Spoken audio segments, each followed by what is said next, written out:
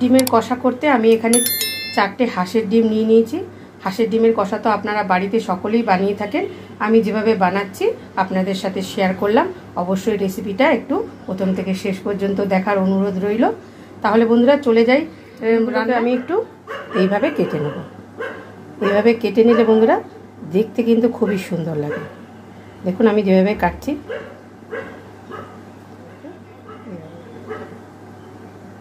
আমরা তো কেটে অন্যভাবেও নিতে পারি। ডিমটা বন্ধুরা দেখুন আমি এইভাবে কেটে নিয়েছি। সব ডিমগুলোকে আমি এইভাবে কেটে নেব। কড়াই গরম হয়ে গেছে, দিয়ে দিলাম সর্ষের তেল।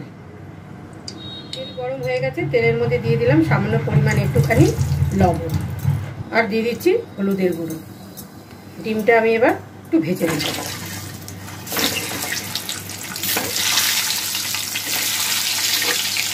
খুব বেশি কড়া ভাজবো না, হালকা হালকাভাবে একটু ভেজে নেব। ডিমটা ভাজা ভাজা হয়ে গেছে, ডিমটাকে এবার আমি তুলে নিচ্ছি। ডিম ভাজার তেলের মধ্যে দিয়ে দিচ্ছি একটু জিরে ফোড়ন, দিয়ে দিলাম একটা তেজপাতা আর একটা শুকনো লঙ্কা। মশলাটা একটু ভালো করে ভাজা ভাজা করে নেব। জিরেটা ভাজা ভাজা হয়ে গেছে, এর মধ্যে দিয়ে দিলাম আমি কুচনো পেঁয়াজ। আমি একটা মাঝারি সাইজের পেঁয়াজ কুচি করে রেখেছিলাম, সেই পেঁয়াজটাকে দিয়ে দিলাম। পেঁয়াজটাকে একটু লাল লাল করে ভেজে নেব। পেঁয়াজটা দেখুন লাল লাল করে ভাজা হয়ে গেছে। আমি একটা ছোট সাইজের টমেটো কুচি করে নিয়েছি, এই টমেটোটাকে দিয়ে দিলাম। টমেটোটাও হালকা ভাজা ভাজা হয়ে গেছে। আমি দেখুন এখানে 5 কোয়া রসুন আর 1 ইঞ্চির মতন আদা বেটে নিয়েছি, আর একটা মাঝারি সাইজের পেঁয়াজ আমি এখানে বেটে নিয়েছি, এগুলো দিয়ে দিলাম। পেঁয়াজ রসুনটা একটু ভাজা ভাজা করে নেব। এর মধ্যে দিয়ে দেবো আমি এবার কিছু গুঁড়ো মশলা। দিয়ে দিলাম 1/2 চামচের মতন ধনে গুঁড়ো, দিয়ে দিলাম 1/2 চামচের মতন জিরের গুঁড়ো, দিয়ে দিলাম 1/2 চামচের মতন লাল লঙ্কার গুঁড়ো, এটা যে নর্মাল যে ঝাল লাল লঙ্কাটা সেটা, দিয়ে দিলাম 2টো চেরা কাঁচা লঙ্কা, আর দিয়ে দিচ্ছি সামান্য পরিমাণ একটু জল। জল দিয়ে এবার ভালো করে মশলাটাকে আমি কষিয়ে নেব।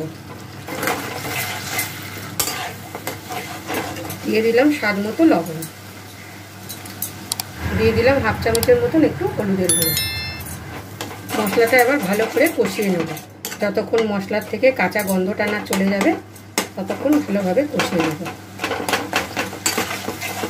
মশলা বন্ধুরা যত ভালো বেশি কষানো হবে, যে কোনো জিনিসেরই স্বাদ, তরকারির স্বাদ ততই ভালো হবে।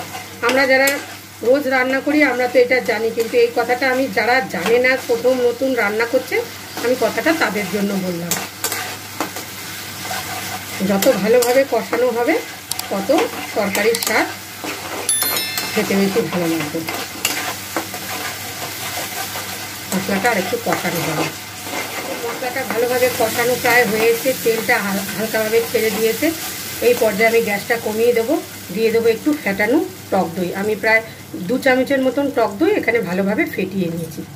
এই পর্যায়ে কিন্তু বন্ধুরা গ্যাসটাকে কিন্তু একদমই কমিয়ে রাখবেন, নইলে দইটা ফেটে যাওয়ার সম্ভাবনা থাকে। এবার দইটাকে দিয়েও ভালো করে মশলাটা কষিয়ে নেব। এবার ভালো করে কষানো হয়ে গেলে তারপরে গ্যাসটাকে বাড়িয়ে দেবেন।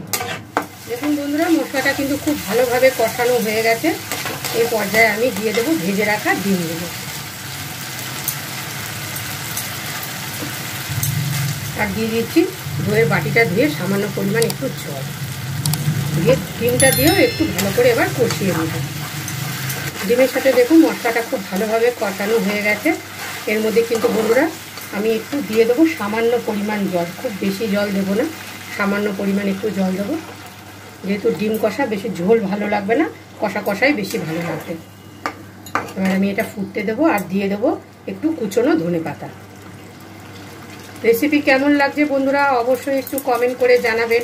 ভালো লাগলে একটা লাইক করবেন, এবং আমার চ্যানেলটিকে বন্ধুরা অবশ্যই একটু সাবস্ক্রাইব করবেন। দিয়ে দিলাম সামান্য পরিমাণ একটু শাহি গরম মশলা, খুব বেশি দেব না, সামান্য পরিমাণ একটু শাহি গরম মশলা দিয়ে দিলাম। দেখুন ঝোলটা ফুটে উঠেছে, এবার আমি নামিয়ে দেব। ডিম কষাটা এবার আমি সার্ভ করে নেব বন্ধুরা।